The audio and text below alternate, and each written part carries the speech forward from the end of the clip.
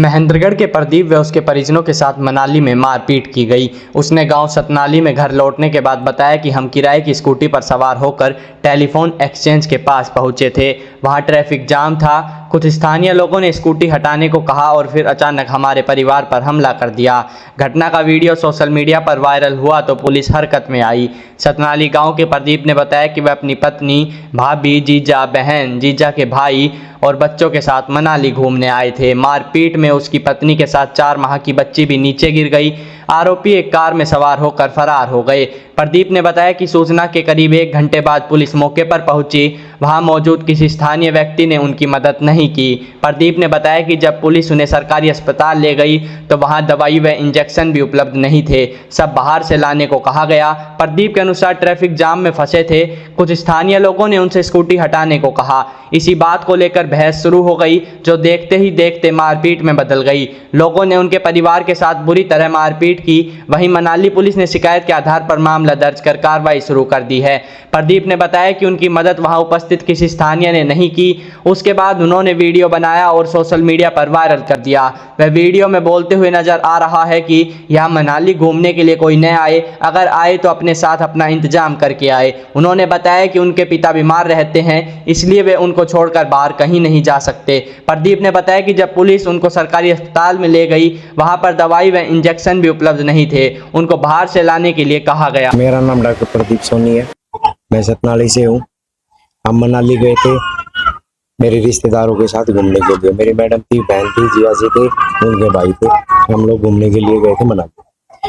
वहाँ पे हमारे साथ ये हादसा हुआ कि हम एक बौद्ध मंदिर है, वहाँ मंदिर से हम अपने रूम के लिए आ रहे थे, तो रास्ते में एक जाम लगा हुआ था और हम स्कूटी के ऊपर थे। हमने वहाँ पे स्कूटी रेंट पे ले रखी थी। एक बंदा आया, वो बोला कि स्कूटी आप साइड में करो। मैंने कहा भाई साहब ये जाम लगा हुआ है, थोड़ी गाड़ी आगे हो जाएगी तब हम स्कूटी को आगे सरका लेंगे। और मैं कहा आपको हटानी आती है, चलानी आती है तो आप हटा दो, आगे कर दो इससे। उसने हमारी स्कूटी ली और साइड में कर दिया, आगे की बजाय साइड में कर दी हमारी स्कूटी। हम स्कूटी के ऊपर बैठ गए।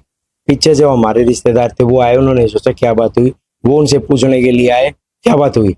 उन्होंने तो ये पूछा और उन्होंने मारना स्टार्ट कर दिया वहीं पे।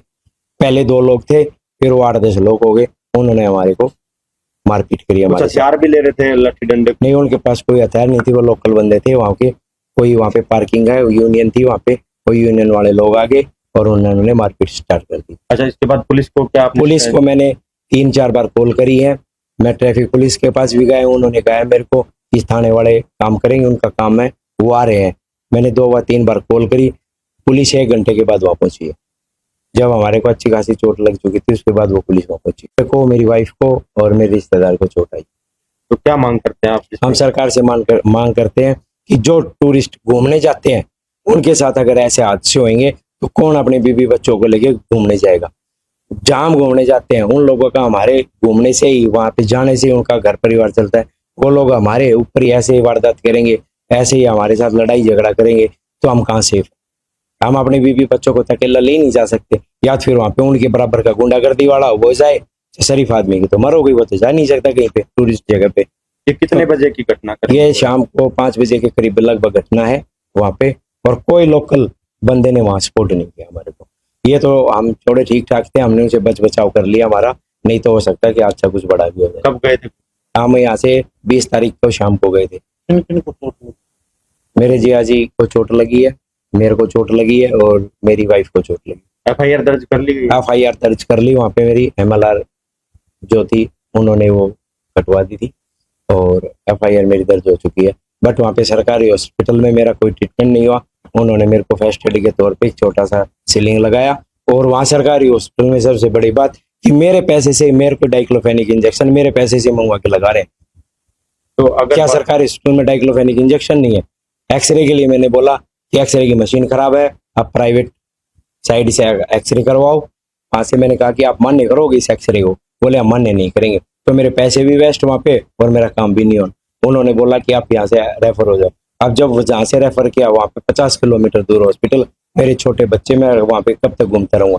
मेरे को इतनी हरासमेंट पहले हो चुकी है, अब आगे हरासमेंट मैं कितनी सहन करूंगा? इसका वीडियो वायरल हुआ, उसके बाद आपके पास कोई फोन कॉल आए? मेरे पास एक कॉल आ रही है टूरिज्म डिपार्टमेंट से, वो कह रहे हैं कि हम आपके साथ हैं और आपको जो लॉस हुआ है उसके बारे में हम बातचीत करेंगे सर। उनका कॉल आ रहा है मेरे पास। और वहाँ पे अपने एक मंत्री जी है गोविंद राठौड़ जी, उन्होंने को मेरे को अच्छा सपोर्ट किया कि मैं कहीं पे गलत हूँ तो मुझे पनिशमेंट मिले, वो लोग जहाँ गलत है तो उनको पनिशमेंट मिले। सरकार की चाहता हूँ कि आगे किसी टूरिस्ट बंदे को, कोई कपल्स को कोई ऐसी आनी ना हो, ऐसी हरकत दोबारा नहीं हो किसी के साथ। पुलिस का कितना सहयोग होता है? पुलिस का जब मामला थोड़ा हाईलाइट हो गया, जब पुलिस ने हमारा थोड़ा सपोर्ट किया वहाँ पे, ठीक है, बट पुलिस भी वहाँ पे थोड़ा सा हमें ही दवा बना रही थी क्योंकि हम थोड़े बाहर के रह गए। हमने कहा जी हम बार बार यहाँ नहीं आ सकते। उन्होंने कहा कि आपको कार्रवाई चाहिए तो आना भी पड़ेगा, रहना भी पड़ेगा यहाँ पे 3 दिन।